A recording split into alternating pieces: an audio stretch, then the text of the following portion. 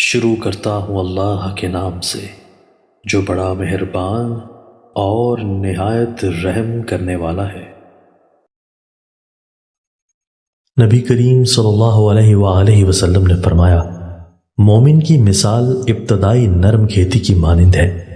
جب اس تک ہوا پہنچتی ہے تو وہ جھک جاتی ہے، اور جب ہوا تھم جاتی ہے تو وہ سیدھی ہو جاتی ہے۔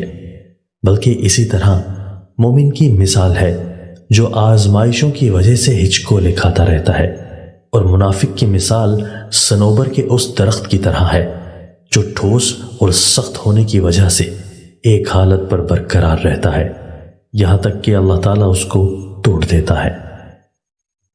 سیدنا عبداللہ رضی اللہ تعالیٰ عنہ سے مروی ہے، وہ کہتے ہیں، میں نبی کریم صلی اللہ علیہ وآلہ وسلم کے پاس گیا اور آپ صلی اللہ علیہ وآلہ وسلم کو بخار تھا۔ میں نے آپ صلی اللہ علیہ وآلہ وسلم سے کہا، اے اللہ کے رسول، بے شک آپ کو بہت سخت بخار ہے، اس کی کیا وجہ ہے؟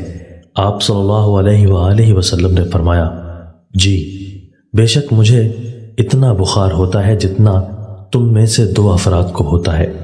میں نے کہا تو پھر آپ کے لیے اجر بھی دگنا ہوتا ہے؟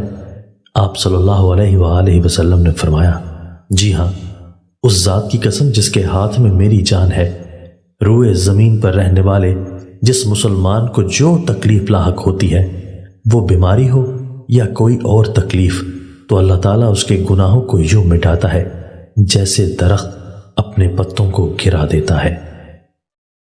دوستو، اللہ تعالیٰ ہمیں ان احادیث مبارکہ پر عمل کرنے اور اپنی زندگیوں کو سنوارنے کی توفیق عطا فرمائے۔